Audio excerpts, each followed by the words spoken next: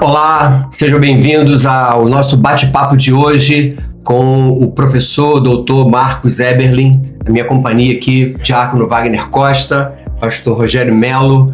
Hoje nós temos perguntas muito interessantes a fazer com uma pessoa que tem todas as credenciais necessárias para tirar todas as nossas dúvidas no campo da ciência, da fé. Será que ciência é uma franca inimiga da fé?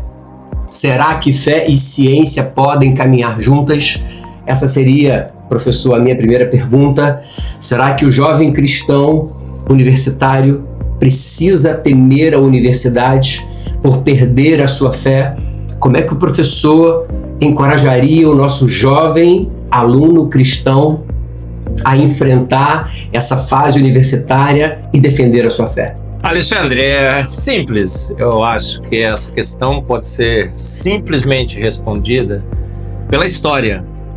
A boa fé e a boa ciência sempre andaram juntas. Não há nenhuma dificuldade em entendermos que o cristão não precisa temer a ciência, basta olhar o passado e perceber que nos grandes embates entre a ciência e a nossa fé, a Bíblia, a Palavra de Deus, a Bíblia venceu todos, absolutamente todos os embates. Eu digo que o placar é 70 vezes 7 vezes 7 vezes 7 a 0. Então, sempre quando uma teoria científica confrontou uma verdade da Palavra de Deus, espectro após espectro, dado após dado, dia após dia, o que fomos descobrir? Que a Bíblia tinha razão, tem e sempre terá razão.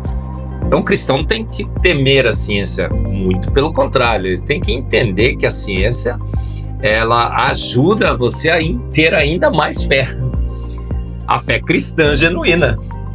Então, o Deus bíblico tem sido corroborado pelos mais recentes achados científicos.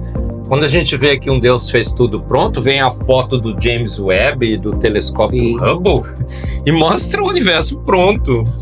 Quando a Bíblia diz que estamos há 6.000 anos na Terra, vem a Eva mitocondrial, fazemos o sequenciamento desse DNA mitocondrial e descobrimos que viemos todos de uma única mulher que habitou a Terra há 6.000 anos. Fazemos o sequenciamento do cromossomo Y, idem, do mesmo homem. Então a boa ciência sempre estará do lado da boa fé. O jovem cristão não deve temer a ciência, pelo contrário, tem que entender que a ciência é um grande aliado para que ele possa defender a sua fé. O jovem cristão tem que entrar hoje na universidade com coragem, ser destemido, ser um grande valente. Tem que ser um Marcos Eberlin, tá bom? É isso aí. Tem que bater de frente. Quando o professor vier com aquela história, olha, nesse semestre desconstruirei a sua fé em Deus. Quem ainda ousa crer em Deus, você levanta a mão e fala: eu, professor, não creio em Deus, tenho certeza absoluta que ele existe. E eu estou cheio de evidências aqui, professor, para debater com você sobre a existência de Deus, quem fez tudo pronto pelo poder único, exclusivo da sua palavra. É assim que o jovem cristão tem que estar hoje na universidade, sabendo que ele está nas suas costas aqui, ó, cercado de anjos, não? Sim, anjos também, mas um exército de evidências científicas em química, física, biologia, tá bom? Vai para frente, vamos de peito aberto defender a nossa fé. Doutor Marcos, a minha pergunta vai muito do que o senhor já respondeu aqui com o Alexandre, mas eu queria saber se o senhor acredita que a comunidade científica está mais aberta ao design inteligente hoje. Como é que o senhor vê isso?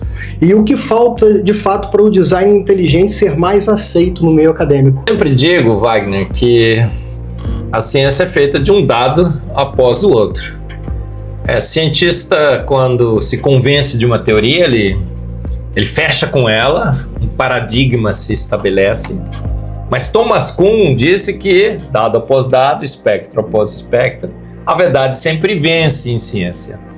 Então, hoje nós temos um grande paradigma, que é o paradigma da evolução, do Big Bang, mas os dados são avassaladores, Wagner. Não está dando mais para aguentar, segurar essa onda da evolução do Big Bang. E cientista, ele reluta em Ele, em aceitar que o seu grande paradigma faliu, porque ele vendeu a evolução como mais lei do que a lei da gravidade, que ia explicar tudo, até a piedade da Madre Teresa de Calcutá, era uma vantagem evolutiva. Explicar tudo pelo Big Bang, o modelo cosmológico padrão, foi vendido como um modelo consolidado, repleto de evidências. A foto do James Webb explodiu com o modelo. Então, dado após dado, a gente está percebendo que, apesar da resistência de acadêmicos, porque cientista não gosta de dizer que está errado, né? Ele não gosta de dizer que errou, não gosta de dizer que a ciência dele falhou e que pior, que eram os pastores, os cristãos que estavam certos, era a palavra de Deus que estava certa. Já pensou que vexame é esse?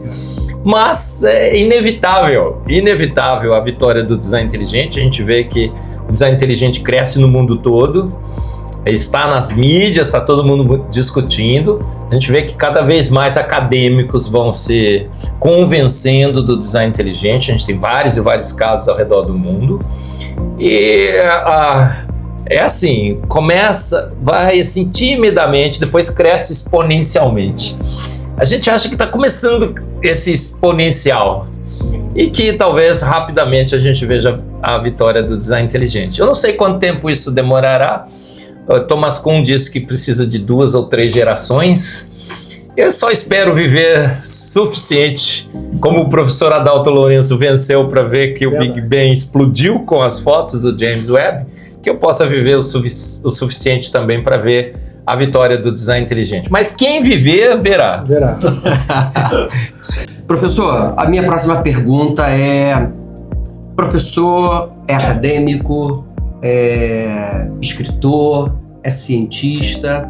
A gente queria saber de que maneira todo esse conhecimento se transformou em literatura acessível, em que público a sua produção literária pode acessar. É só um público acadêmico?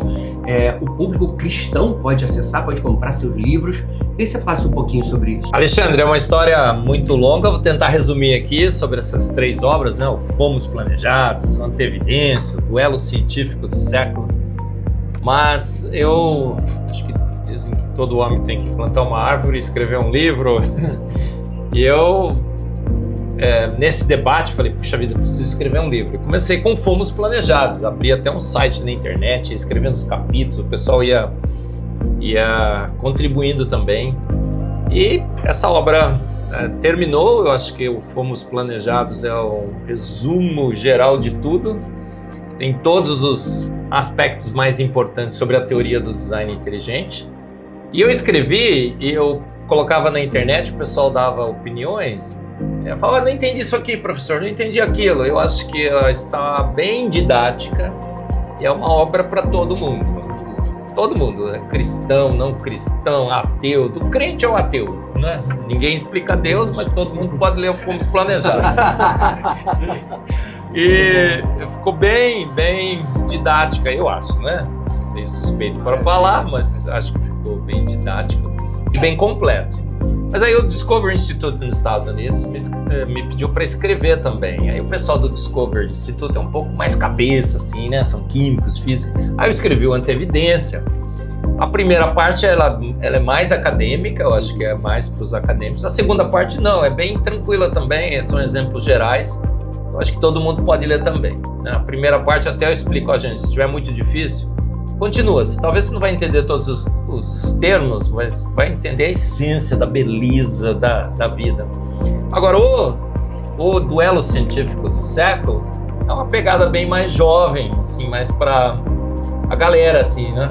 Jovem, os adolescentes, jovens, acho que de 8 a 18, mas como é muito bem humorado essas caricaturas, eu acho que é de 8 a 80 na realidade. Mas assim, são caricaturas, a gente diz que uma imagem vale mais do que 1000 palavras. Então são caricaturas bem divertidas, bem no meu estilo, né? Que ilustram grandes conceitos da teoria do design inteligente e grandes falácias da evolução. E com um texto em verso, prosa, verso e prosa, com rima também. que a gente quer fixar esses conceitos na cabeça da nossa juventude que está sendo doutrinada pela evolução. Então, há aí uma obra que para todos e todos os gostos e todas as idades e todos os níveis de conhecimento. E Deus tem me cutucado também para escrever mais. Então, estou escrevendo sobre 6 mil anos, não milhões, mostrando que a Terra, o Universo e a vida são jovens. Escrevendo também sobre os animais mais magníficos da Terra, junto com o Otiniel Araújo. Outras obras virão, e acho que é muito importante a gente ter essa literatura, porque a literatura faz o registro do nosso conhecimento. E como os livros do professor Adalto Lourenço, transmite isso para a eternidade. Livros são fundamentais e a gente quer escrever ainda mais. Doutor Marcos, quero te fazer uma pergunta aqui agora. Afinal de contas, o que significa o design inteligente? Ele seria uma decoração de interiores? Pastor Rogério, não, né? O design inteligente é uma teoria científica defendida por cientistas com dados científicos, cientistas das mais diferentes posições filosóficas e teológicas, gente por gente. Que através do exercício da ciência, jogando com as regras da ciência, diz que encontrou na ciência, nas evidências, na bioquímica, na química, na biologia, sinais claros de que a vida e o universo foram feitos não por evolução, não por processos naturais, não por uma evolução acéfala, despropositada, mas por uma mente inteligente. Sinais de que uma mente inteligente fez o universo, fez a vida e os fez prontos. Por design. Design é arranjo de partes. Então ele foi lá e colocou as partes. E conectou essas partes para que o universo funcionasse, para que a vida funcionasse, para que a Terra funcionasse. Então design é o arranjo de partes. Quando a gente chega nesse gabinete tão bonito, né? Tudo bem estruturado, tudo bem arrumado, você fala, puxa vida, um designer fez isso. Então, de certa forma, é um pouco de decoração de interiores. Mas decorou o interior do universo, decorou o interior da vida, da Terra, e colocou tudo no lugarzinho certinho, e deixou sinais detectáveis pela ciência. Então, a teoria do design inteligente diz que a ciência tem ferramentas, tem instrumentos, tem técnicas que podem ser utilizadas para, ao investigar o universo e a vida, detectar no universo e na vida sinais que possam revelar a ação de uma mente inteligente. Então eu brinco, tá o morto lá estendido no chão. Vai lá o policial forense para saber se ele morreu por causas naturais ou se foi um crime. É basicamente o que o design inteligente faz. Tá lá a Terra, tá lá a vida, tá lá o universo. A gente vai lá e verifica, poxa, sinais claros da ação de uma mente inteligente. Então, por isso que eu acho que o design inteligente é super mega legal. Porque parece que tinha um livro, né, pastor, que já há muito tempo dizia que sem ele, nada do que foi feito se fez. Porque em 6 dias criou Deus os céus, a terra e o mar e tudo o que neles há. Pela fé entendemos que pela palavra de Deus os mundos foram criados, o que não se vê. Então é uma teoria também científica defendida por cientistas, mas que bate 100% com a palavra de Deus. E uma palavra de Deus genuína, clara, necessária, suficiente, aquela palavra que emana da própria palavra, que diz que em 6 dias, há 6 mil anos, Deus fez tudo. Então a gente não precisa nem fazer aqueles compromissos que a gente tem feito, viu, pastor? Com os milhões de anos, com Darwin e tudo. Voltar àquela boa e velha história das nossas professorinhas da EBD. Então é uma ciência que faz com que a gente se reconverta às nossas professorinhas da EBD. Maravilha. Doutor Marcos, agora eu tenho uma curiosidade um pouco pessoal, porque eu imagino a resistência que o senhor encontra no campo científico, até mesmo político, mas como a família do senhor reage a isso, né? O senhor já é experiente, já muito conhecido, mas tem uma família por trás, né? Tem uma base familiar ali que certamente gera uma preocupação a eles de como fica o lado humano do Marcos, O Marcos é doutor, é professor, tem muitas qualificações, mas também tem um lado humano. Como é que o senhor reage a isso, né? Como a família reage a tudo isso aí? Wagner, se fôssemos ateus, se não crêssemos em Deus, acho que a gente ficaria preocupado. Ninguém gosta de ser perseguido, de ser classificado como herege, negacionista, e não só desclassificado, como xingado, né? Outro dia disseram que eu deveria ser eliminado. Então, acho que a família deveria ficar preocupada, né? Estão ameaçando, inclusive, de morte, meu pai, meu marido e tudo mais. Mas quando você é cristão, não. Cristão não vê assim as perseguições. A Bíblia diz que no mundo tereis aflições, mas tem de bom ânimo. Eu venci todas. A Bíblia, Paulo diz que quando sou fraco, aí que eu sou forte.